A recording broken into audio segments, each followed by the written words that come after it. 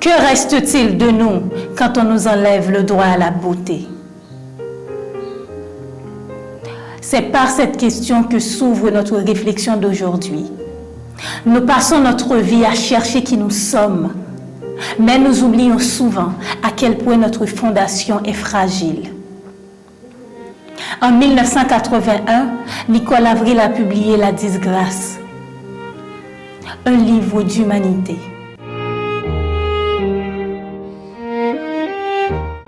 Ce livre ne parle pas de futilité ou de maquillage, mais il parle de la façon dont une simple phrase peut briser le cœur d'une enfant.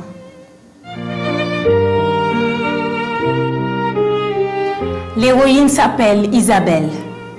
Elle a 13 ans. Elle est une fille heureuse. Elle avance dans la vie avec l'insouciance de son âge, ignorante du regard des autres. Jusqu'au jour où elle surprend une conversation. Sa mère déclare: Elle n'est pas seulement laide, ma pauvre chérie. Elle est sans grâce, c'est pire. Et son père, par son silence, valide cette sentence. Ce n'est pas son miroir qui lui apprend sa laideur. Ce sont ceux et celles qui devaient la protéger.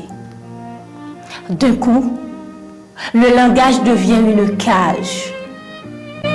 Isabelle n'est pas rejetée par des inconnus. Elle est exilée de la tendresse humaine par ses propres parents.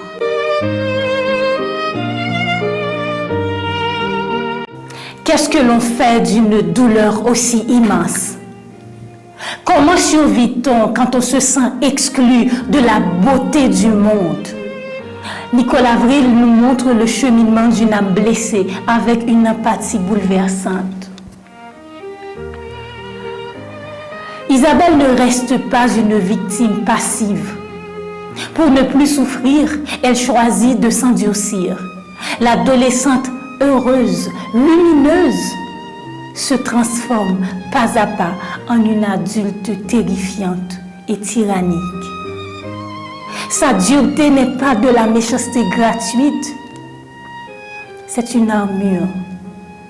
Puisque le monde lui refuse la douceur, elle décide de régner par la force. Si elle ne peut pas inspirer l'amour, elle inspirera la crainte. C'est le portrait tragique d'un être blessé qui transforme sa blessure en arme de défense.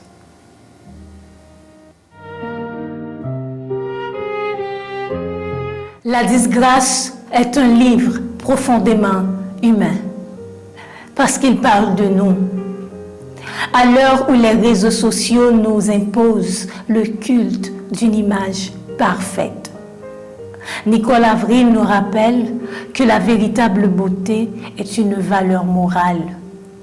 C'est une forme de bienveillance envers soi et envers les autres. Le livre nous invite à guérir les maux reçus dans l'enfance et à faire attention à ce que nous transmettons. C'est une lecture qui bouscule, qui console et qui élève. Merci d'avoir partagé ce moment littéraire avec nous.